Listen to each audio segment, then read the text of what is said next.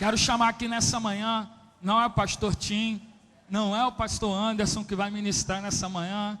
Quem vai ministrar essa manhã, que tem a responsabilidade de nos habilitar em toda boa obra, é o França. Vem cá, França, profeta do Senhor.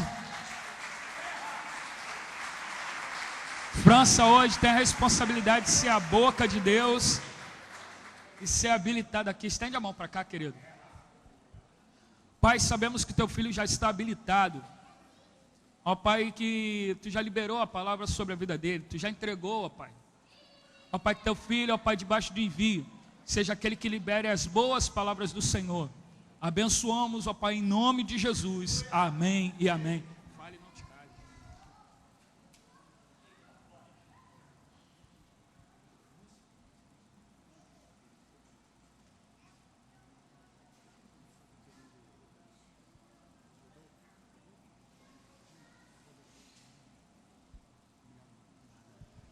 Shalom, amados. Pregar é sempre uma oportunidade muito legal, eu gosto muito, mas confesso para vocês que não é tão fácil para mim, né? Geralmente as palavras que eu trago são palavras de situações que eu passo ou de alguma coisa, de algum assunto que está no meu coração e ali eu começo a pesquisar, é uma mensagem que eu escuto, é um livro que eu leio. Então, eu ainda não passei assim pela experiência de, Senhor, o que tu queres que eu fale? E aí abro a Bíblia assim.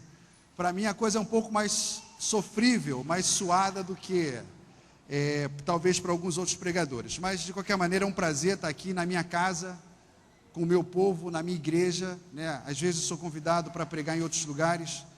É bem diferente. Aqui em casa você sabe como é que a igreja reage, você sabe a bagunça que aqui é. Você sabe que tem algumas manifestações que acontecem a qualquer momento e você não se assusta mais, né? E confesso que quando eu vou em alguns lugares eu sinto falta dessa liberdade, sem libertinagem que a nossa casa tem. Então agradeço a Deus e agradeço mais uma vez ao apóstolo pela confiança. Abra a sua Bíblia no livro de Ruth. É um livro que eu gosto muito. Ruth é uma das mulheres que eu mais gosto na palavra, né? É uma pessoa com quem eu aprendo muito e volta e meia eu sempre estou lendo essa palavra, essa história. Podemos todos? Amém? Então vamos lá.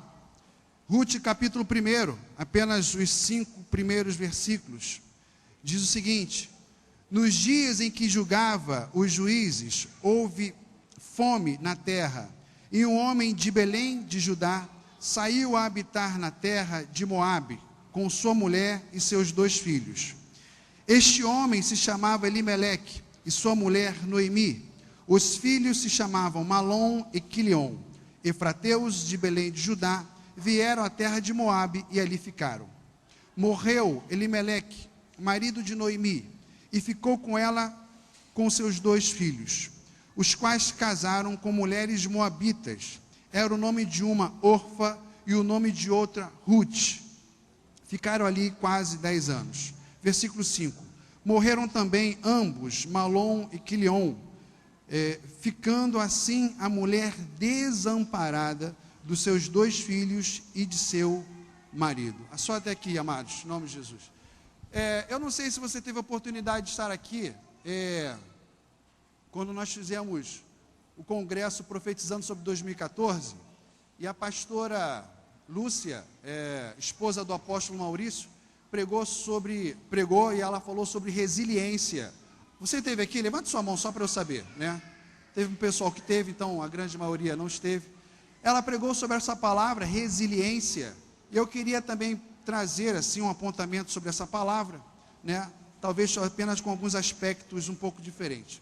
A palavra resiliência, ela é uma palavra do termo físico, da física ela fala, resiliência é a capacidade de um corpo voltar ao seu estado original depois de suportar uma perturbação.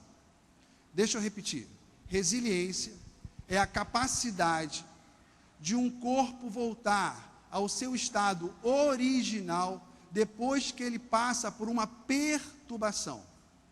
Em outras palavras, é como se um corpo, uma estrutura, sofresse a pressão de um outro corpo por um período, por um tempo, e depois que esse segundo corpo saísse do primeiro, o primeiro estava como se estivesse como antes, como se nada tivesse acontecido. Você imagina um exemplo simples? Eu trouxe um elástico, né? Vocês conhecem elástico, né? Peguei lá do gabinete do AP, tem que devolver. O elástico novo, você pega assim e estica, você vê que ele tem resistência. Resistência é outra coisa. Você vê que um corpo com resiliência, você puxa e ele ainda está firme. Mas depois que esse elástico, ele é usado, ele fica frouxo. Então ele não tem resiliência. É o que os físicos dizem, que ele entrou em estado de depressão. Entrou numa situação de estresse. Mas se você for numa academia, se você pegar aquela bola que as pessoas utilizam para fazer exercício, e quando a pessoa coloca o seu corpo sobre a bola, aquela bola fica no sentido de um formato ovalado. Ela recebe a pressão, ela está sendo traumatizada por um corpo que está exercendo força sobre ela, mas quando aquele corpo sai de cima dela, ela tem resiliência porque ela volta ao seu estado original, como se nada tivesse acontecido. Então, resiliência é a capacidade, como diz na psicologia, a capacidade de absorver um trauma, a capacidade de você passar por um período de pressão, mas sem ser arranhado, ou sem ser deformado. Então, eu poderia dizer que resiliência é a capacidade de manter-se com integridade em face de mudanças radicais. Resiliência é o fato de você se manter inteiro quando o seu mundo muda de uma vez, assim como de repente. E aí, deixa eu só trabalhar mais uma vez aqui com essa palavra, integridade. Entenda integridade como manter-se inteiro. Entenda integridade como se você se mantém firme aos seus valores. Entenda integridade como aquilo que você se mantém firme diante daquilo que você acredita que é o certo. Então, eu te dar um exemplo assim bem prático. Você você tem uma caminhada na igreja, você estuda a palavra, você forma ali os seus fundamentos sobre determinados assuntos, sobre determinadas situações, e aí você liga o programa na televisão, e aí você vê que aquele programa trabalha com o lenço ungido, e aí você fala, mas Deus não trabalha assim, eu não concordo com isso. Depois muda o programa, e você vê que aquele outro programa trabalha com a oração do copo com água, e aí você fala, mas Deus não está nesse negócio, Deus não trabalha assim. Mas na sua vida está tudo bem, na sua vida está tudo legal, mas basta passar um vento de problema, basta vir um desemprego, basta vir uma doença, que você começa a orar e o quadro não muda, que aí você muda, e aí você vai naquela hora, aí você liga a televisão, e aí o pastor mostra o lenço ungido, e você vou nessa igreja pegar esse lenço ungido. O pastor vai lá e pega o copo com água, e você rapidamente vai na sua casa também, pega um copo com água, porque você quer fazer aquela oração, porque agora você passa por um problema. Eu não estou falando que é certo, não estou falando que é errado, só estou falando que, mediante o problema, você mudou os seus valores, você já não é mais como era antes, e integridade é você manter-se inteiro, diante de todos os ventos que você passa. Mudanças radicais. Às vezes a gente acha que mudanças radicais é só o emprego que falta, é só a doença que vem e que não vai embora com orações e às vezes até com uma cirurgia, mas entenda que mudanças radicais são aquelas que até coisas aparentemente boas causam mudanças radicais. Quer ver um exemplo? A princípio, receber dinheiro, ser abençoado com uma quantia substancial de valor, parece ser bom. Mas se uma pessoa fraca receber dinheiro, ela muda o seu caráter. Se pessoa fraca for colocada numa posição de poder, ela passa a oprimir as pessoas. Por quê? Mudanças radicais. Nem tudo que aparentemente que é bom, nem tudo que aparentemente é bom para uma pessoa vai fazer com que ela continue a mesma. Será que, se você for abençoado com uma fortuna, ou com uma fortuna não digo, mas com uma quantidade de valor que mude a sua casa, mude o seu bairro, você mude o seu carro, você continuaria frequentando uma igreja em Cascadura? Será que, se você passa a ter um carro com certo nível, e quando você para num sinal de trânsito, e você vê que o carro do lado não tem ar-condicionado, você vai pensar, já passei desse nível, agora meu nível é outro? Então, integridade é você manter-se o mesmo diante de todas as situações. Resiliência é você ter a capacidade de absolver grandes traumas, grandes pressões na sua vida, e quando esse trauma passa, você continuar o mesmo. Amém até aqui? Bom, diante disso, eu entendo que essa situação se encaixa na vida de Noemi e de Ruth completamente. Porque você imagina, a palavra de Deus diz que Noemi vivia em Belém com sua família. Noemi, Elimeleque e os seus 2 filhos. Acredito eu, diante dessas situações, como diz no final da palavra, ele tinha um patrimônio, eles tinham uma qualidade de vida, mas eis que de repente, a palavra de Deus diz que há fome em Belém. E nesse momento em que há fome, Elimeleque pensa, o que vou fazer eu para resolver o problema da minha família? E Elimeleque pensa em se mudar de cidade. E ele sai daquela cidade e vai para Moabe para procurar, para buscar uma condição melhor da sua vida. Mas por quê? Porque às vezes a gente não sabe passar por pressões. A gente não sabe passar por situações difíceis. E a primeira coisa que a gente faz é, como eu saio dessa situação? A primeira coisa que a gente pensa quando vem por um problema é como eu resolvo logo. Como eu saio dessa situação, a quem eu posso pedir ajuda? E a gente não para pensar que essa situação difícil que nós estamos passando é algo que Deus está promovendo na nossa vida para nós aprendermos algo de Deus.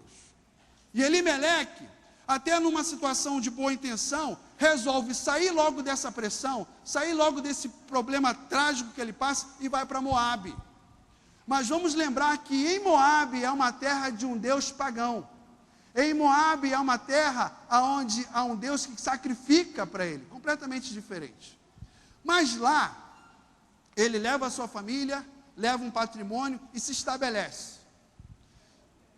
Sua família, acredito eu, numa boa casa, consegue ter alimento com facilidade, os seus filhos se desenvolvem, e como diz a palavra, os seus filhos até se casam. E os seus filhos até cada um tem a sua casa, imagino eu. E talvez Noemi e Elimeleque possam estar dizendo assim nesse momento das suas vidas, como Deus é poderoso e como Deus é fiel conosco. Pois nós viemos de Belém com fome e nos estabelecemos numa casa estrangeira. E aqui nós temos casa, nós temos abrigo, não nos falta nada. Nossos filhos, homens de caráter, se casaram, cada um nas suas casas, cada um com seu provimento. Graças a Deus, Deus é fiel. E a vida passa, e a vida continua. Só que o improvável, aquilo que a gente nunca espera, acontece na vida de Noemi. O seu marido morre. Como eu não conheço a vida de vocês, eu tenho a liberdade de falar, porque eu não estou falando diretamente para alguém. Mas quando uma mulher perde o seu marido, quando o marido perde a sua mulher, ela perde mais do que uma esposa. Mas ela perde o seu amigo. Ela perde aquela pessoa que ela tinha se casado para passar contigo o resto da sua vida. A última coisa que a pessoa passa quando está passando uma viuvez é um novo casamento. Ela perde o seu amante. Ela perde o seu provedor. Ela perde aquele que o seu braço era o seu travesseiro. Ela perde aquele que o seu corpo era o seu cobertor. Ela perde aquele que bastava olhar para ela, que conhecia o que ela sabia de rosto. O filho perguntava, mãe, o que você tem? Marido não. marido olha para a esposa olha para o marido e sabe que alguma coisa não está bem. E ela perde esse homem, ou seja, ela perde aquele, porque os filhos foram viver a sua vida. E ela perde aquele que ela achava que iria envelhecer junto. Ela perde aquele que ela achava que iriam contar as histórias, iriam ver os seus netos juntos. Ela perde. Mas pela lei de Moisés, uma mulher que ficasse viúva ainda seria mantida pelos seus filhos. E Noemi tem 2, Malom e Quilion. Mas eis que a palavra de Deus diz que morre Malom e Quilion. Se eles não morrem juntos, eles morrem em pouco espaço de tempo. Morre um e morre outro. E no versículo 5, a palavra que se usa aqui na minha Bíblia é ela ficou desamparada. Ficar desamparada é ficar sem segurança. Ficar desamparada é ficar sem abrigo. Ficar desamparada é ficar desprotegida. Porque agora morre o seu marido e também morre os seus filhos. E aí ela entra num verdadeiro estado de depressão. Você conhece a história. Ela chega para as suas 2 noras e fala assim: minhas filhas, vocês são moabitas, eu sou israelense, eu vou voltar para a minha terra. E vocês fiquem aqui, porque aqui vocês vão ter condições de se casar de novo, aqui vocês vão ter condições de fazer uma nova família, e aqui vocês vão ter condições de serem mães. E aí as duas, no mesmo instante, Orfa e Ruth, falam assim: não, nós vamos ficar contigo, você é a nossa família. E ela fala: não tem como, eu não vou me casar de novo para ter filhos, e mesmo que se hoje eu estivesse grávida, vocês não poderiam esperar para que os meus filhos crescessem e se casassem com vocês. Não, vocês precisam ficar aqui. E a palavra de Deus diz que Orfa, chorando, beija Noemi e vai. Alguns pregadores falam, e eu respeito isso, que Orfa não perseverou, e Ruth persevera e vai com Noemi. Mas eu entendo um pouquinho diferente. Eu entendo que há uma grande diferença entre separação e despedida.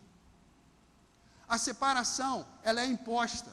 É quando uma outra pessoa chega para o outro e fala assim: eu não quero mais, você não é mais importante na minha vida, e na minha vida vai estar melhor sem você.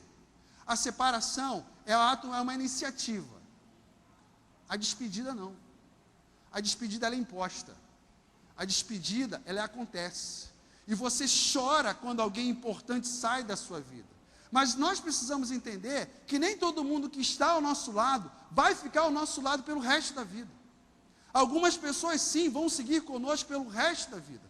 Mas alguns de nós, algumas vezes o Senhor separa. Porque existe o tempo necessário de andar juntos. Paulo e Timóteo foi dessa maneira. Perdão, Paulo e Timóteo sim, mas Paulo e Barnabé também foi dessa maneira. Você entenda que existem pessoas que estão na nossa vida, ao nosso lado nesse momento, justamente para nós aprendermos com elas. Ou quando nós temos algo para ensinar a elas. Porque o momento certo de uma pessoa sair da nossa vida é o momento que Deus manda. Mas eu vou sentir saudade, claro que vai, isso se chama amor. Isso se chama que você é importante na minha vida. Mas existe o momento certo de nós nos despedirmos. E Orfa se despede. E aí Noemi quer fazer a mesma coisa com Ruth. E Ruth chega e fala assim para ela: olha, não insista em me separar de você. E aí tem aquela célebre fala de Ruth no versículo 16, porque ela fala assim: aonde você for eu vou, o seu povo será o meu povo, aonde você se deitar eu me deitarei. E aí vem aquilo que eu chamo de conversão de Ruth, que ela fala assim: e o seu Deus será o meu Deus.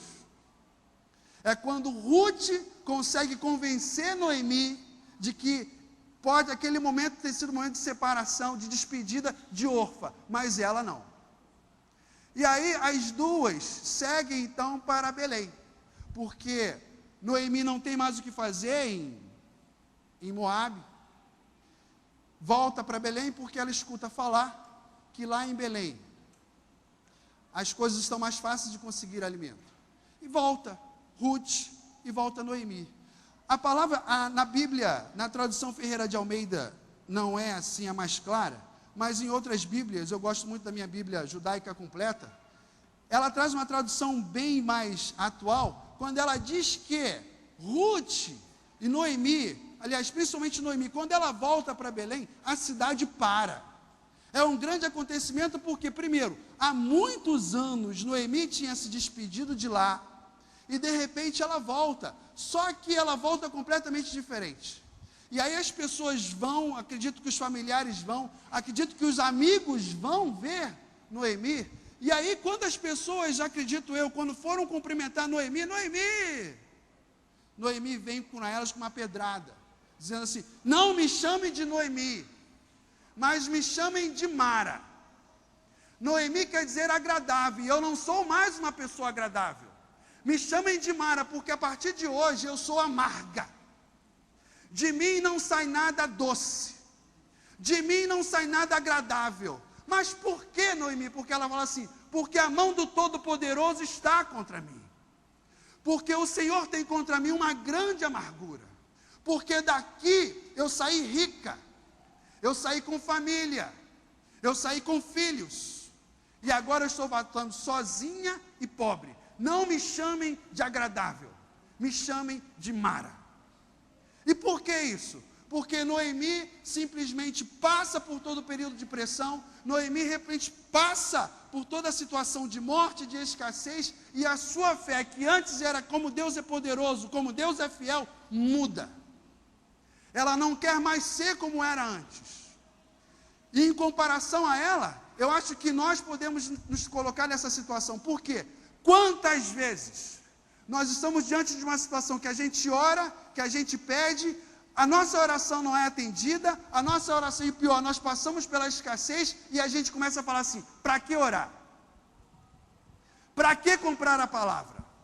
Para que dizimar na vida do apóstolo? Tudo continua a mesma coisa. E aí, aquela pressão pela qual você passou, afeta a sua fé. Você não é mais uma pessoa íntegra. Por quê?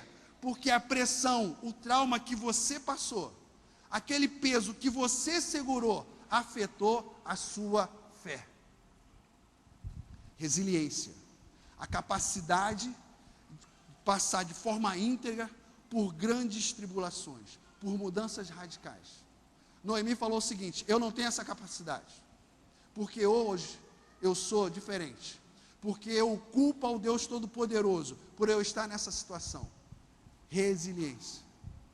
Mas aí entra Ruth. Ruth abriu mão de tudo que ela tinha antes e faz uma aliança com Noemi, e ela volta para Belém. E no capítulo 2 tem uma parte que é muito interessante, que já instalada, já colocada na sua casa, já vivendo a sua vida. No Ruth fala assim para Noemi: olha, fique em casa, que eu vou colher milhos. Você não precisa ir, porque eu vou colher por mim, e vou colher por você também. E aí você precisa entender o livro de Ruth, você precisa entender algumas leis da época de Moisés. E uma dessas leis era a lei dos respigos. A lei dos respigos dizia o seguinte: um fazendeiro, na época da colheita, não poderia colher os cantos das fazendas, porque esses lugares eram reservados para os pobres, para as viúvas e os estrangeiros. Era a maneira dessas pessoas terem alimentos. E outra, se um trabalhador colhendo milho, o milho caísse no chão, esse milho deveria ser deixado ali, porque passava a ser por direito do estrangeiro, do pobre e da viúva. Ruth vai, entra no campo, e a palavra de Deus diz que casualmente, ela entra num campo de um homem chamado Boaz. Começa a trabalhar. Boaz chega, determinada parte do dia, acredito eu que à tarde, e aí vê entre os seus trabalhadores uma mulher diferente, uma mulher talvez com seu tipo físico estrangeira, e ele pergunta assim para um dos seus servos: quem é essa mulher?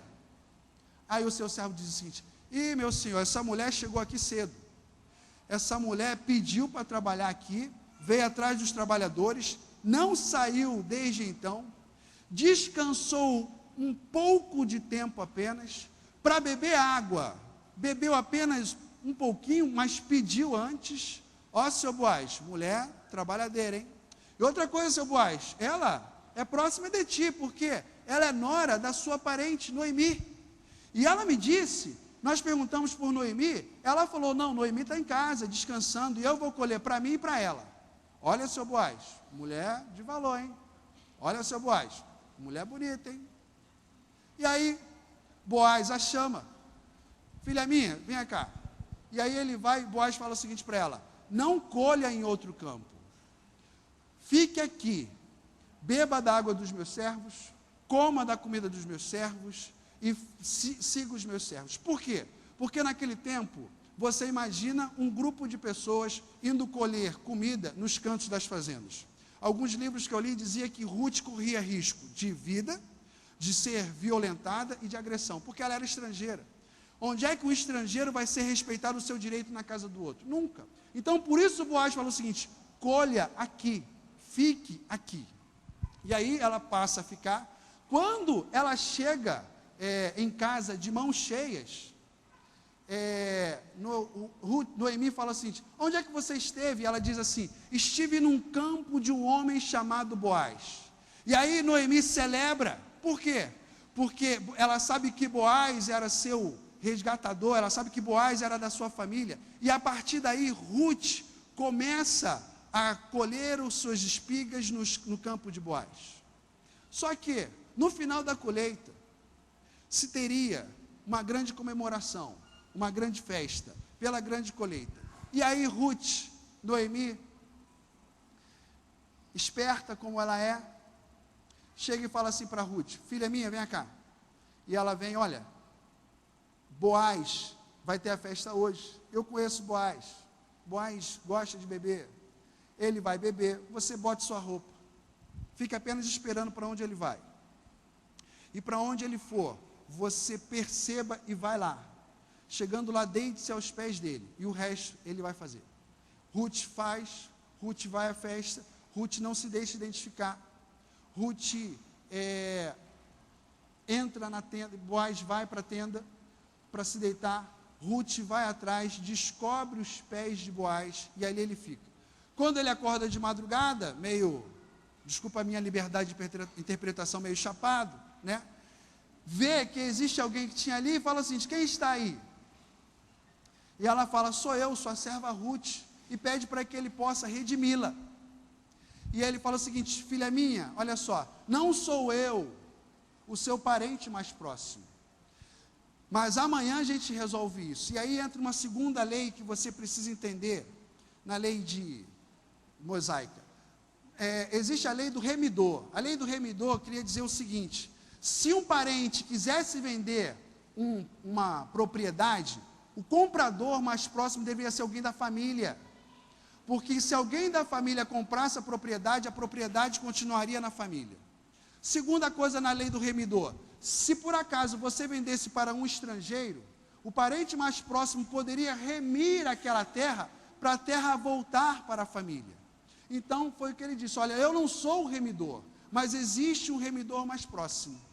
E aí, no dia seguinte, Boaz vai para a entrada da cidade, que provavelmente era onde se passava as pessoas mais importantes da cidade iam ali para conversar, fazer negócio. Boaz está passando, eis que de repente aparece o remidor, o parente mais próximo, e Boaz fala o seguinte, quero falar contigo. E aí eles vão, eles sentam, Boaz junta 10 autoridades que serviriam de testemunha, e aí mais uma vez, a minha Bíblia ela traz uma fala de Boaz, que parece ser mais estratégica, parece ser assim, bem má intencional, vamos dizer assim. A palavra diz assim, olha, Noemi, esposa de Elimeleque, está aí, e está vendendo as terras, que pertenceram a Elimeleque, e por herança, as terras, por herança não, por ser parente mais próximo, pela lei do remidor, você é o parente mais próximo, e você tem o direito de comprar, você quer? Aí o parente, quero, é minha, pode deixar, eu compro. Só que aí ele fala o seguinte, mas olha, junto com Noemi tem Ruth, e Ruth é nora, e aí olha só, Ruth é viúva de um dos filhos de Noemi, e você vai ter que exercer sobre ela a lei do levirato, a lei do casamento. E essa lei dizia o seguinte, olha só, Se um casal de judeus morre e ele não deixa filhos, né, para o judeu não deixar descendente, isso é uma maldição. Então o que faz a lei do levirato? O parente mais próximo tem que se casar com a viúva, tem que ter filhos com a viúva, e o filho da viúva é como se fosse descendente do falecido. Mas só que o pai biológico precisa cuidar, precisa dar educação, precisa deixar herança. Aí o parente remidou, não, comprar eu compro, mas Ruth eu não quero. Aí Boaz, não, mas você tem que fazer as duas coisas junto, ou você pega tudo ou você não pega nada. E aí o parente remidou, então eu não pego nada. E aí Boaz falou o seguinte, então que fique registrado, que o parente mais próximo abriu mão de comprar as terras de Elimeleque e de tomar Ruth como esposa. E eu, na ausência dele, sou o primeiro da fila. Que fique registrado hoje, que compro as terras de Elimeleque, que tomo Ruth por minha esposa. E aí, como símbolo disso, o parente mais próximo tira o calçado e entrega para o outro. Porque no Oriente Médio, símbolo de desfazer um negócio, o símbolo de desprezo, é você tirar o calçado e você entregar para o outro. Eu não sei se vocês se lembram, mas na época que o presidente Bush era presidente dos Estados Unidos, ele estava dando uma entrevista, quando um rapaz árabe tira o calçado e joga nele, porque isso é sinal de desprezo, isso é sinal de que eu não quero mais. Mas você imagina, tudo isso estava acontecendo, e Noemi não fazia ideia do que estava acontecendo. Justamente ela estava na sua casa, tendo a sua vida normal, porque na cabeça de Noemi, ela precisava de uma situação financeira, por isso que ela colocou a terra à venda, mas tinha uma coisa certa na cabeça de Noemi, ela nunca mais teria família, porque morreu o seu marido e morreu os seus 2 filhos. Mas enquanto isso, sem ela nem imaginar, estava sendo remida lá na entrada da cidade. Meu irmão, deixa eu te falar uma coisa.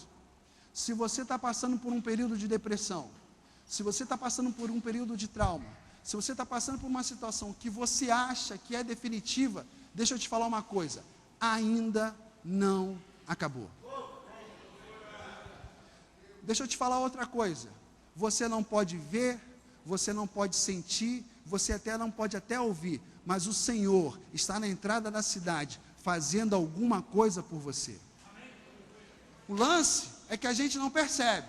O lance é que a gente está em casa, envolvido nos nossos afazeres, cuidar da família, do trabalho e cuidar da casa. E a nossa ligação espiritual meio que se perde um pouco. Mas enquanto você está fazendo outras coisas, o Deus que está no céu, que se chama seu Pai, está fazendo alguma coisa. Então deixa eu te falar uma coisa, ainda não acabou. Boaz casa-se com Ruth. Boaz tem um filho com Ruth, e quando Boaz chega, Deus te abençoe, meu irmão, quando Boaz chega e compra as terras de Noemi, e entrega para ela o dinheiro que era por direito dela pelas terras, Noemi, penso eu, supria a minha necessidade, não preciso mais passar pela lei dos respigos, não preciso mais me submeter a ter que ir para o trabalho, a ter que ter esse trabalho duro, eu, uma pessoa da minha idade. Por quê? Porque agora eu já tenho de onde tirar o meu sustento. Mas deixa eu te dizer uma coisa, quando Deus prover a sua necessidade, Ele vai prover a sua necessidade e vai fazer mais do que você imagina. Porque eu quero frisar bem essa palavra, ainda não acabou. Deus te abençoe, meu irmão, em nome de Jesus.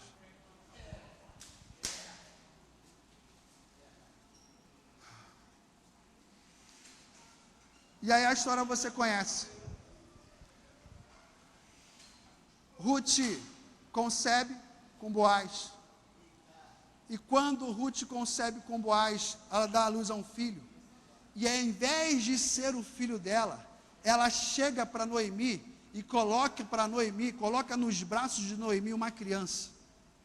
E aí as pessoas falam assim para Noemi: nossa, Noemi, essa tua nora te vale mais do que 7 filhos.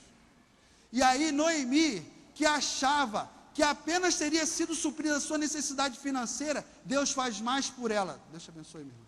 Deus faz mais por ela. Noemi, Deus abençoa financeiramente para Noemi, e Deus faz por Noemi o que ela nem imaginava. Dá para Noemi uma nova família. Meu amado, deixa eu te dizer uma coisa. Em nome de Jesus, te prepara. Por quê? Porque a sua história não vai terminar assim. E te digo mais, te prepara para a criança que Deus vai colocar nos teus braços. E te digo mais, te falo isso com autoridade e temor diante desse altar. Vai ser mais do que você imagina. Porque Deus conhece as suas necessidades, Deus sabe até onde você vai, Deus sabe pelo que você já passou. Ele vai fazer isso, mas Ele vai fazer muito mais. Sabe por quê? Lá no Novo Testamento, Jesus curava de várias maneiras. Jesus curava através de palavra. Deus te abençoe, meu irmão. Jesus curava através de lodo. Mas se você parar para ver, todos os leprosos, Jesus curava através de toque. Porque o leproso naquela época era uma pessoa rechaçada. Um leproso naquela época tinha que sair da cidade, porque a lepra naquela época era uma doença contagiosa, não só pelo toque, mas também pela proximidade. Então o leproso era doente na sua parte física, mas era doente também da alma. Sabe por quê?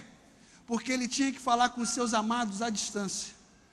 E eu fico imaginando, quando ele estava bem, ele ficava pensando o seguinte: como me faz falta um abraço. Como me faz falta um toque de alguém. E se você parar para ver, quando Jesus ia curar um leproso, ele falava, "Sê limpo", e tocava. Porque ele curava o físico e curava também a alma. Mas eu digo para você, quando foi que Ruth se tornou resiliente? Quando foi o momento em que Ruth resolve deixar o seu passado para trás e viver as incertezas, ou querer viver o futuro? Foi lá, quando ela chegou, quando Noemi chegou para ela e falou, "Minha filha minha, olha só, fique aqui." E aí ela chega e fala aquilo que eu falei, "Não, onde você for eu vou, onde você dormir eu durmo." Em outras palavras, ela quer dizer o seguinte: olha, essa terra aqui já não é mais minha. A possibilidade de eu ficar aqui e ter um novo casamento não me faz graça. A possibilidade de ter aqui filhos aqui também não me faz mais graça. Por quê? Porque a minha realidade é com você. Porque o meu futuro é com você, Noemi. E o seu Deus vai ser o meu Deus. É nesse momento que ela resolve deixar o passado para trás, deixar a viuvez para trás, deixar a solidão para trás e para viver o futuro. Meu amado, em nome de Jesus, eu não sei porquê você... E uma fala, e eu vou voltar nisso. Uma fala que retrata bem isso. Quando Ruth fala assim para Boaz, "Por que és bondoso com uma estrangeira?" E ele fala assim para ela, "Bem me falaram a seu respeito." A pergunta que eu te faço é, o que você tem falado no seu momento de pressão? Quais são as palavras que você tem dito quando você passa pela escassez? Qual é a fé? Porque eu te digo uma coisa, você pode até não falar nada, mas nessa hora Deus está vendo o pensamento que está no seu coração. Para que orar? Eu oro, não acontece nada. Para que subir monte uma vez por mês? Para que comprar palavra? E aí, você até continua comprando a palavra, mas a tua fé, você continua até ofertando, mas você não oferta, você entrega dinheiro. Porque não existe oferta sem fé. E você só cumpre um protocolo, dinheiro, dízimo, mas a sua fé já foi abalada pela pressão pela qual você passou. A sua resiliência já foi afetada há muitos. E aí, é nesse momento, porque fico imaginando as pessoas, se Ruth não fosse resiliente, as pessoas falando, "E aí, Ruth, como é que você está?" "Estou mal, trabalhei a beça ontem, estou tendo que trabalhar hoje de novo, me arrependi de ter vindo para cá. Na minha terra eu já poderia ter casado, ser filhas, poderia ter sido sustentado por um marido." E outra coisa, Noemi eu mandei e dorme, não vem para cá, e quando eu chego em casa, eu ainda tenho que fazer comida para ela e arrumar a casa dela. Você imagina, chega Boaz, "Quem é essa?" "É uma estrangeira." E inclusive o seu Boaz falou mal da sua parente. "Bem me falaram a seu respeito." Qual é a sua oração no seu momento de escassez? Qual é a sua oração quando o seu castelo ruiu? Qual é a sua oração quando o teu chão desapareceu? Meu amado, não estou falando para você que diante de uma situação difícil, você chegar e você vai ficar falando, está tudo bem, está tudo bem, está tudo bem. Se você voltar lá para o meu exemplo que eu dei da academia, e se a bola pudesse falar, você imagina, uma pessoa de 100 quilos fazendo exercício em cima da bola, a bola ovalada. E aí, bola, como é que você está? A bola não vai falar, estou bem zaço, tranquilão. Ela poderia falar, olha, a situação no momento está difícil. Estou suportando um peso quase que eu não consigo suportar aqui por muito tempo. Mas eu sei que esse peso vai sair uma hora de cima de mim.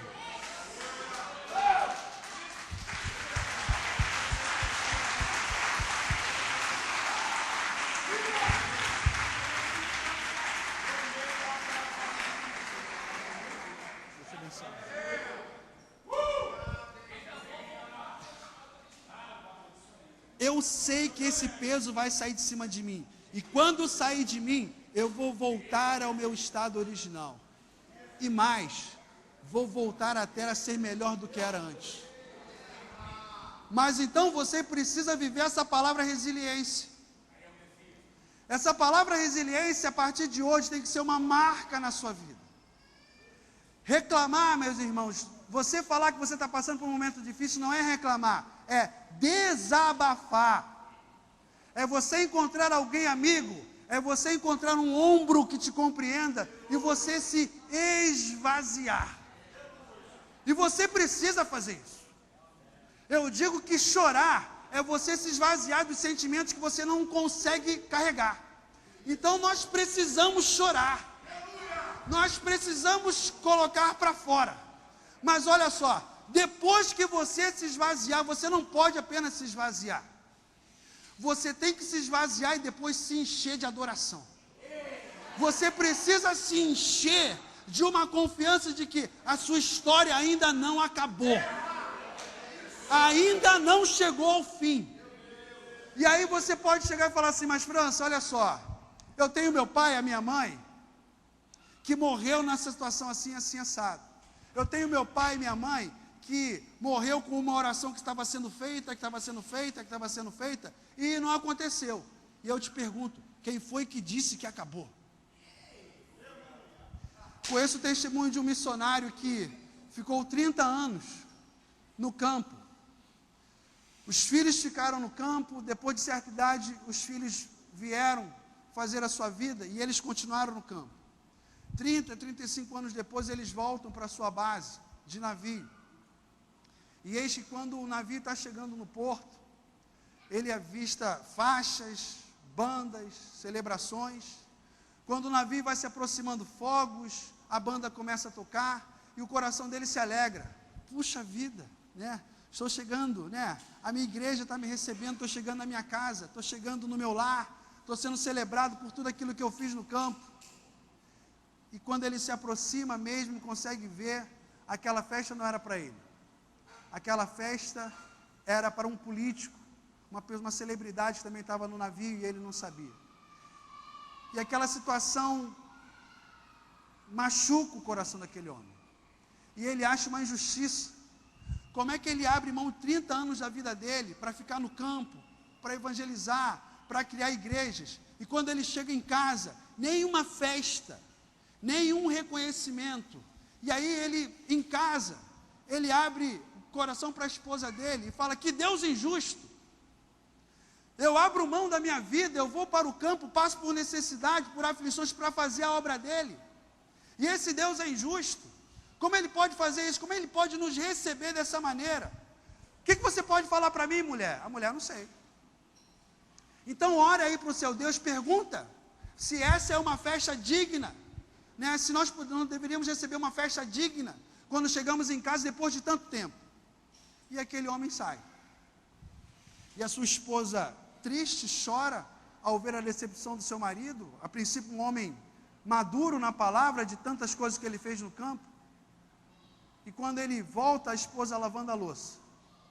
E aí ele pergunta, orou para o seu Deus? Ela disse, orei. O seu Deus te respondeu? Respondeu. Ele disse, por que nós não recebemos uma festa quando chegamos em casa? Ela disse. E o que ele falou? Ele falou que a gente ainda não chegou em casa. Quando nós chegarmos em casa, no céu, Ele, o nosso Pai, vai estar nos esperando na porta. Amados, em nome de Jesus, a sua história ainda não acabou. A sua história não termina desse jeito. Apenas existe um registro de um tempo difícil. Apenas existe um capítulo de algo, de uma pressão que você passou. Mas olha só, existe um capítulo na vida da tua vida que se chama filho novo. E o filho novo é muito mais daquilo que você pensa, daquilo que você imagina. Por quê? Porque o Senhor vai suprir a sua necessidade, mas vai fazer mais do que você imagina.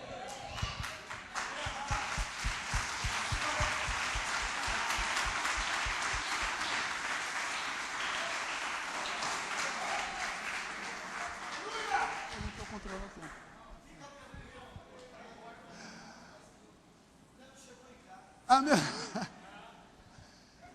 E aí, amados, Shirianda Lamas, Sucovessicanda Lamas, Shirianda Lamas,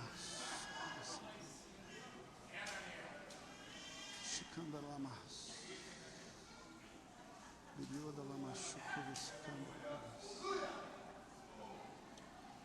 Shikaranda Lamas, Shirianda Lamas. É Rodolfo o seu nome, né? Rodolfo, olha só. Entenda o seguinte. Algumas pessoas são marcadas para um ministério. Existem pessoas com ministério de louvor. Existem pessoas com a marca do ministério da palavra. Mas você foi marcada para um instrumento. Você foi marcada para fazer uma obra naquele instrumento. E Deus me mostra que quando você toca, existe uma classe de anjos que desce, porque você toca. No céu, Rodolfo, o céu dança diferente quando você toca. E no céu o Senhor diz que você tem o nome. E lá no céu Deus te chama de braços fortes. E Deus identifica pelo tom da batida os braços fortes. E Deus fala, o meu braço forte está no meu altar. Entenda que tem pessoas que foram marcadas para o ministério. Você foi marcada para um instrumento. E pessoas vão ser curadas porque você está tocando. Pessoas vão ser evangelizadas porque você está tocando. Mas entenda o seguinte, Deus me mostra, e te digo isso não para te expor. Se tua fé fosse igual aos teus braços fortes, você já tinha rompido. Não só com o seu passado que te prende, mas justamente para projetar você para o seu futuro. Então, amados, me desculpe, eu não te conheço, a não ser daquela conversa que nós tivemos ali. Mas tenha consciência, Deus vai te pedir um momento de exclusividade. E você vai parar de tocar para o mundo, para tocar só para Deus. Braços fortes, Shirianda Lama Socorro.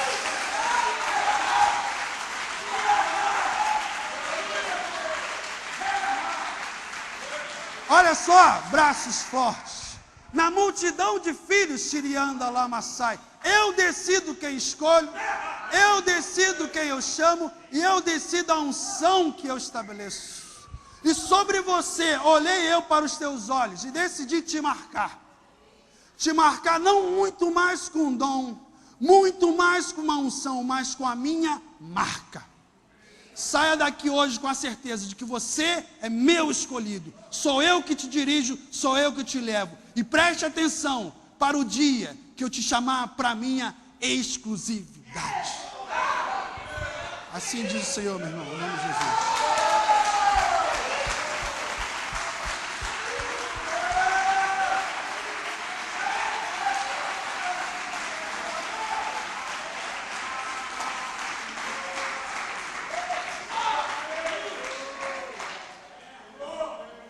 Mas a partir do momento em que você tem consciência de que você pode ser resiliente, resiliência é uma decisão. Resiliência não é uma unção que você escolhe. Não é uma marca que você tem. Você simplesmente escolhe. Obrigado, irmão.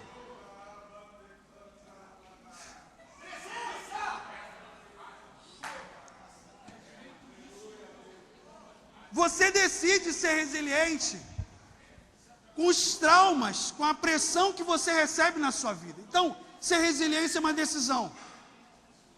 Entenda bem que a pressão que você recebe necessariamente não é plano de Deus. Mas, meu amado, você está aqui para viver. E o fato de você ser evangélico, o fato de você ser filho de Deus, não quer dizer que você não passe por algumas situações. Não passe por algumas lutas. E se você me perguntar assim, França, qual foi a luta que você passou e você foi resiliente? Amados, eu te digo, eu ainda não tenho. Mas eu espero que, se alguma coisa acontecer na minha vida, de o meu chão desaparecer, o meu castelo ruir, eu espero seguir essa palavra, eu espero ser resiliente. Porque resiliência é uma decisão. Você não nasce, Senhor, me dá resiliência. Não. Senhor, me ajuda com a minha resiliência. Em nome de Jesus, amado. Deus te abençoe. Porque preste atenção numa coisa. Nem sempre Deus vai tirar as montanhas que estão na sua frente. Mas com certeza Deus te dá força para superar toda e qualquer montanha na sua frente. E às vezes a gente fica orando, Senhor, tira, Senhor, tira, Senhor, tira. Quando na verdade a oração é, Senhor, me dá forças, porque eu enfrento essa montanha. E outra coisa, passar por essa montanha não vai determinar o meu caráter, porque, lembra, resiliência, a capacidade de você manter-se íntegro, de você manter-se inteiro, de você não ter a sua fé abalada. Mas uma coisa que eu acredito que contribui muito para a sua resiliência é você buscar o Senhor. É você ter uma vida onde você tenha a companhia e um relacionamento de intimidade. Saiba o seguinte, hoje aqui nós estamos reunidos num corpo como igreja, e nós temos um líder, um pai, que traz o alimento do céu para nos alimentar. Mas a partir do momento em que nós saímos de lá, não tem como ligar para o apóstolo, não tem como ligar para os pastores, para ele nos ajudar nas decisões. Existem decisões que nós temos que se ligar com o Pai, para que o Pai possa nos trazer a resposta. E entenda o seguinte, ouvir a voz do Pai não é um dom. Ouvir a voz do Pai não é uma questão de profeta. Ouvir a voz do Pai é uma condição de filho. E todo filho ouve a voz do Pai. E para quem é pai aqui, ou para quem já é filho, tem a experiência de que quando o pai chama de longe, ele sabe que é a voz do pai, porque ele conhece a voz do pai. E entenda o seguinte, se você parar para ver a nível de relacionamento, a palavra nos chama, tem uma hora que nos chama de servo. E quando a palavra nos chama de servo, é você manter a distância, porque você sabe que aquele que está te chamando é maior do que você. E eu não sei se você sabe, quando um servo ia se aproximar de um rei, na presença do rei, ele chegava a ter determinada distância, e ele só se aproximava se o rei autorizasse. Quando o rei autorizava, ele chegava perto. Mas olha só, um servo mantém distância de rei. Mas tem um momento na palavra de Deus que ele nos chama de amigo. E amigo é aquele que tem proximidade, amigo é aquele que tem intimidade. Só para você ter uma ideia, eu estava na casa de uns amigos, numa reunião, e aí nós estávamos na cozinha, aí chegou uma outra pessoa e falou assim, você que é amigo dele, onde é que é a gaveta do talher? Eu falei, a segunda. Porque amigo sabe disso. Amigo chega na casa do outro, sabe onde estão as coisas. Amigo faz o maior abuso, abrir a geladeira. Mas é amigo. Mas tem um outro nível de intimidade, que a palavra nos chama de filhos. E filho é aquele que se joga no pai, conhece o pai. Filho é aquele que tem as coisas do pai. Só para você ter uma ideia, às vezes eu falava assim para o meu filho, olha, eu vou estudar, não entre no quarto aqui que papai está estudando. Aí ele, tá bom, não entrava. Mas tinha uma hora lá que de repente a porta era invadida, aquele barulhão todo, e quando eu ia me virar para dar uma bronca nele, ele vinha, me abraçava, me beijava e saía correndo e fechava a porta de novo. Filho faz isso. Filho invade a intimidade do pai, e antes que o pai fale alguma coisa, o pai é inundado pelo...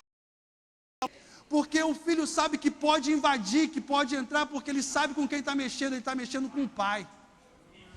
Mas entenda uma coisa, tem uma outra hora que a palavra de Deus fala que nós somos uma noiva para o pai, e ele é o noivo. E entenda que naquele momento da noite de núpcias, o noivo e a noiva, naquele seu momento de intimidade, um passa a ser uma só carne.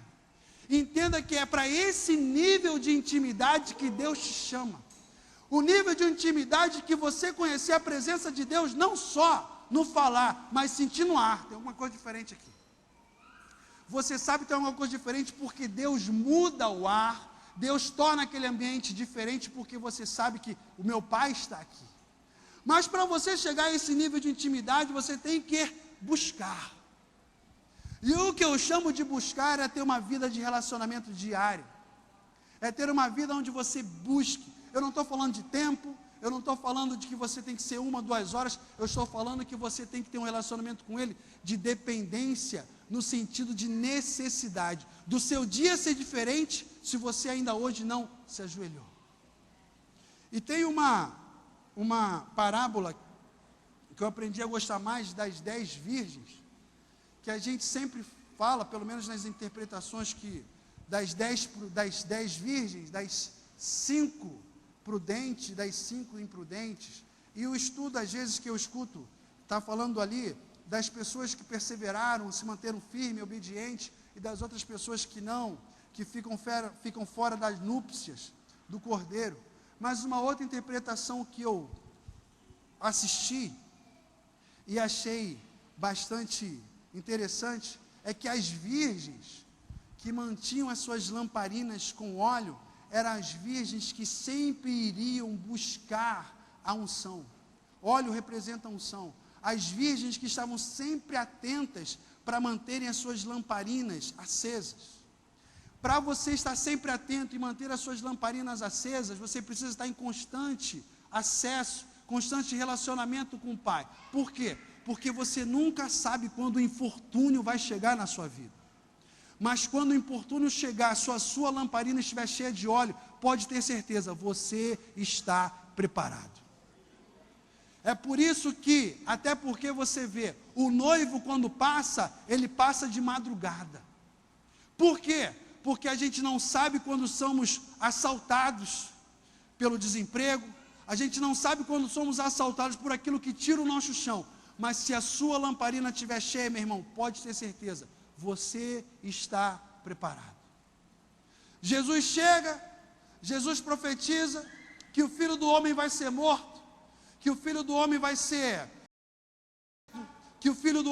colocado numa cruz e vai morrer. E Pedro, no mesmo instante, não, Senhor, que isso? Jesus fala isso e aceita aquele mal porque sua lamparina estava cheia. Ele estava preparado. Em Atos 8, Paulo fala o seguinte: vou voltar para Jerusalém. E aí todos falam assim: mas Paulo, se você for para Jerusalém, você vai ser preso, você vai ser julgado, provavelmente condenado e morto. E Paulo, mas é lá que Deus quer que eu vá. Não, Paulo, não vá, não vá, não vá. E aí chega um profeta. E o profeta profetiza, pega o cinto e fala assim: ao dono desse cinto acontecerá, será preso, será amordaçado, será levado para a prisão e morrerá. Ou seja, era sinal de Deus de que aconteceria na vida de Paulo se ele fosse para Jerusalém. Paulo fala: eu vou, porque a lamparina de Paulo estava cheia. Meu amado, a gente não consegue ter resiliência, por quê? Porque a nossa lamparina está vazia. E aí, por que está vazia? Porque a gente se contenta em vir para a igreja domingo manhã, domingo noite e quarta-feira, quando na verdade Deus está querendo de você uma busca, porque o que diz em Jeremias 29:3, buscar-me-ei e eu vou deixar ser encontrado. E ele não vai deixar ser encontrado pelo apóstolo, pelo mestre, pelo pastor, pelo profeta. Ele vai se deixar ser encontrado pelos filhos. Então, amado, em o nome de Jesus, não adianta você sair daqui hoje com essa palavra: eu vou ser resiliente, eu vou ser resiliente, eu vou ser resiliente. Porque se você não buscar a Deus, eu te garanto que nessa semana, para alguns, essa palavra já acabou. Semana que vem, essa palavra para outros já acabou. E talvez, no coração de um mais forte, daqui a um mês, essa palavra também já acabou. Mas, amados, em o nome de Jesus, você não sabe aonde Deus vai colocar você quando você for resiliente. Você não sabe ao lado de quem Deus vai colocar quando você for resiliente. Porque as pessoas vão olhar para você e vão te perguntar assim: como é que você consegue sorrir depois de tudo isso? Como é que você consegue continuar caminhando depois de tudo isso? E aí você vai sentar, vai falar: não conhece não? Minha simpatia. Qual é a simpatia? Diz: Jesus Cristo. Jesus Cristo, o domingo, aquele Deus do domingo de igreja, aquele Deus que eu preciso parar de fumar, esse aí. Me conta o que Ele fez na sua vida, porque eu também quero fazer na minha. Mas isso se nós formos resilientes. E quantos cristãos, ou até mesmo eu e você, diante de situações de pressão, diante de situações em que o peso estava demasiadamente pesado, nós mudamos, nós não oramos, e no nosso trabalho, na nossa casa, a nossa oração foi completamente diferente, porque nós deixamos que a nossa fé fosse afetada pela pressão que o mundo nos colocou. Amados, em nome de Jesus, eu termino a minha palavra hoje falando para você o seguinte: é muito mais fácil nós sermos resilientes do que quem está lá fora. É muito mais fácil nós nos apoderarmos dessa postura, dessa decisão, do que quem não conhece Jesus. Mas pode ter certeza, a partir do momento em que você tomar essa decisão, a partir do momento em que a sua lamparina for cheia e transbordante de óleo, Deus, amados, anota o dia 19 de janeiro, porque eu creio que em pouco tempo você vai estar testemunhando essa palavra aqui na igreja. Porque eu acredito que em pouco tempo, Deus tem uma criança muito gorda, muito forte, muito grande, para colocar nos seus braços. Eu posso contemplar. Vai ser mais do que você consegue segurar. Você vai colocar logo essa criança numa cama, porque você não tem muito tempo para segurar, é muito grande.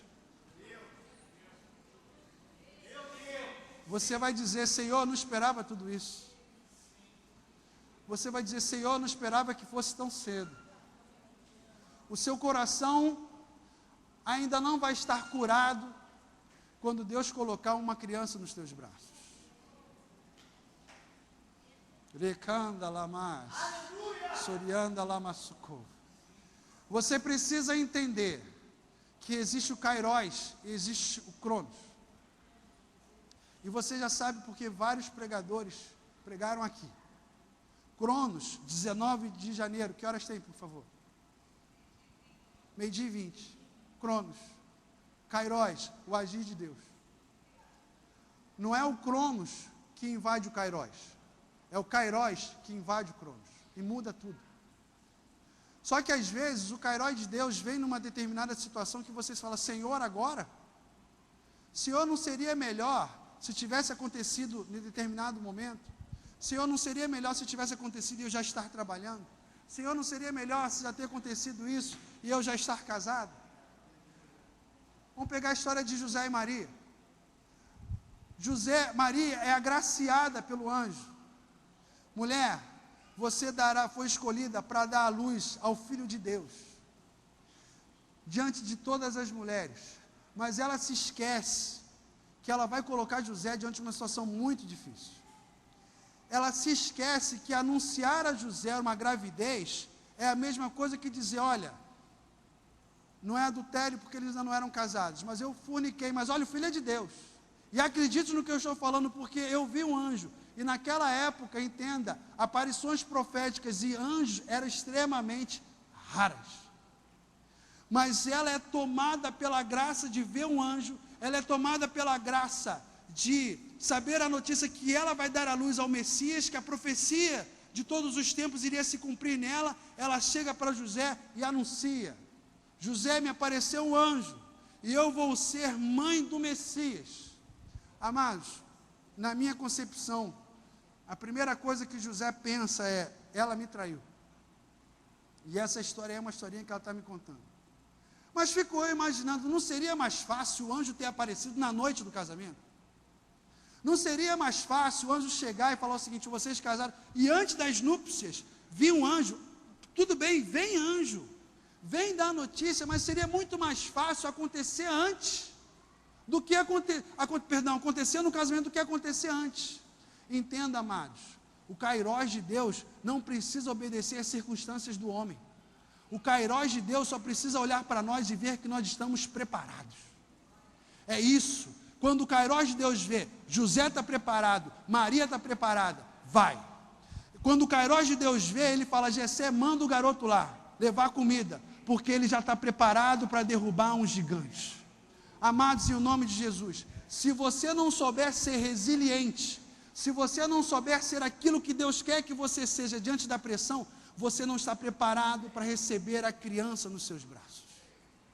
Mas a partir de hoje, que não a minha voz, mas a voz do Espírito Santo possa martelar na sua mente, possa te incomodar de tal maneira que essa palavra possa ser enraigada não só no seu espírito, mas também na sua alma.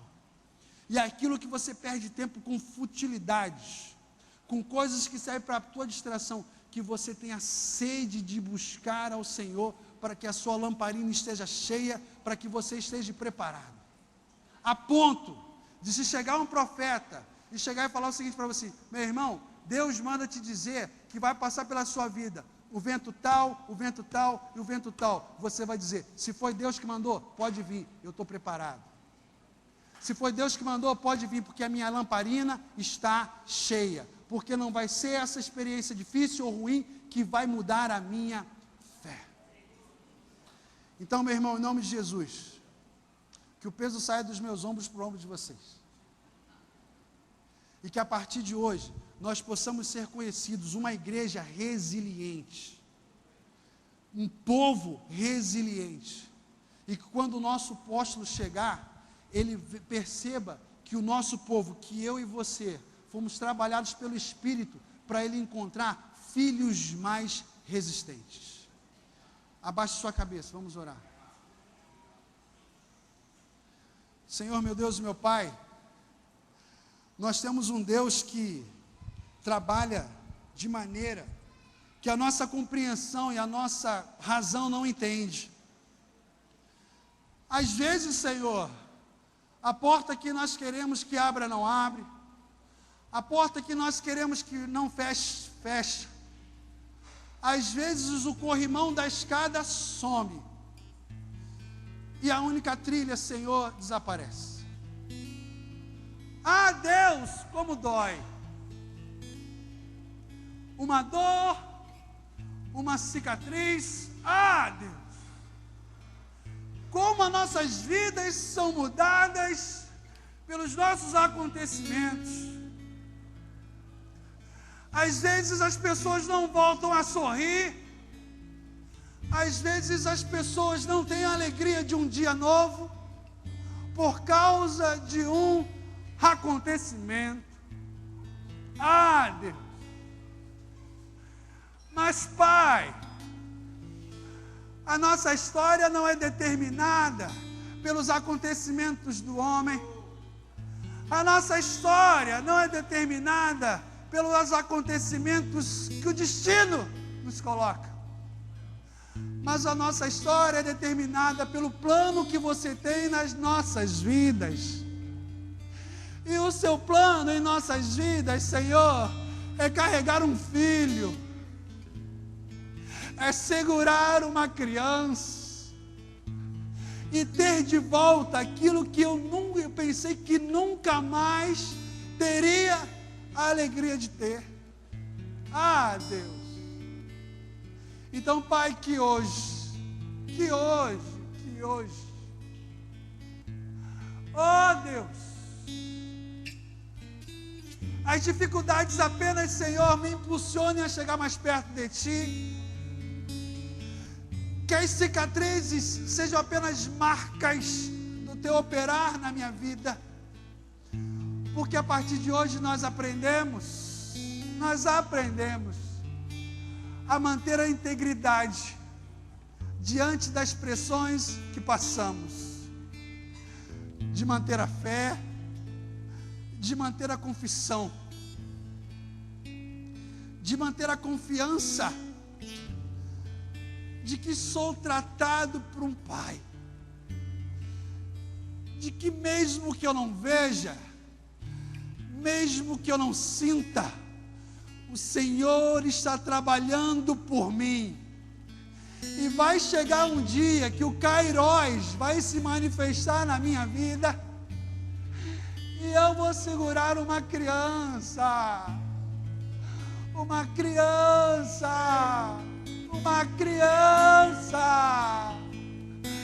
Deus tem filhos para nós. 2014 é o tempo de ter os filhos novos e de ter os filhos antigos, porque Deus vai mostrar que não somos filhos de um Deus bastardo, nem um Deus padrasto, mas somos filhos de um Deus Pai. Eita. Recebe, Deus, os teus filhos. Recebe, Pai, o teu povo. Senhor, se conosco e rapidamente venha, Senhor, no momento em que nós entrarmos no teu quarto, no quarto da nossa casa, deitado, sentado na cama, Senhor, apenas para orar, e mostra a facilidade de chegar à tua presença. Assim, Deus, eu entrego o teu povo nas tuas mãos e nos cuidados do teu Espírito, em o teu nome, Deus.